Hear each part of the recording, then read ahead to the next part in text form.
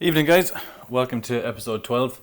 Thanks for making it this far. This episode took a pretty substantially different course than I thought it would. This is on color grading and exactly how much I underestimated it. There's quite a lot more to color grading than I expected. It's not similar at all to just applying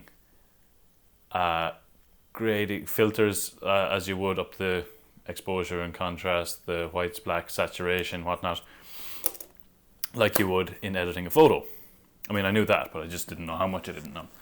So today's lessons come from primarily technological front. I did have plans for a video screen recording me interacting with the color and the lumetri and all of that fun stuff on Premiere Pro, but my laptop isn't strong enough. Didn't have the power to apply my colors in reasonable time and my changes to the videos, colors and tones and saturations and all this fun stuff, shadows and highlights, while screen recording. So what happened was, even though I did get some relatively smooth playback within Pro, the screen recording was tragic. So instead, I'm going to play through my 12-second clip 3 times. First time is my original, so let's start now. It's not terribly dramatic. It's me on a fire escape in New York, where I live, holding a potted plant up to the sun. And now, I could be wrong, that felt like it would be a promising clip to color grade. I was expecting much more difficult conditions. Actually, my camera took a very good, how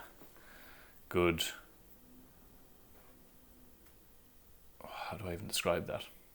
My camera caught great detail in the highlights and shadows. I'm looking straight at the sun and I'm in the shadow of a plant and it's still got the sun and the plant very clearly.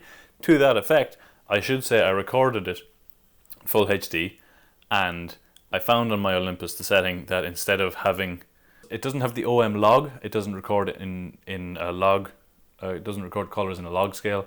What it does do is record a flat picture, which is halfway there, which is good enough for me. And frankly, if I was not looking to color grade, it's a clear, crisp image. It's quite nice on its own before grading. So, secondly, I'm going to run through, I cut my 12-second clip into 12 seconds, and I'm going to run through LUTs, lookup tables. So there's simple applications they're basically presets as you would have in any other program. Let's see what some of those look like.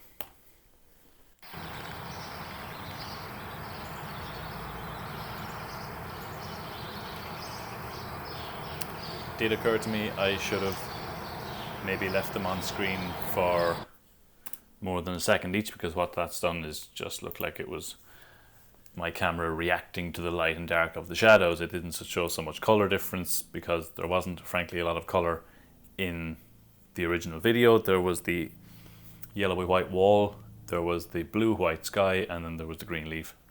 So I think the majority of those edits looked like the sun was just coming out a little stronger for a second. Video 3 is my rough attempt at making it something different. So this, I was looking for, I don't know how to describe that, the nostalgic, windswept, like Wild West desert tumbleweed scene, like the burnt oranges and reds. Let's see, how do we do?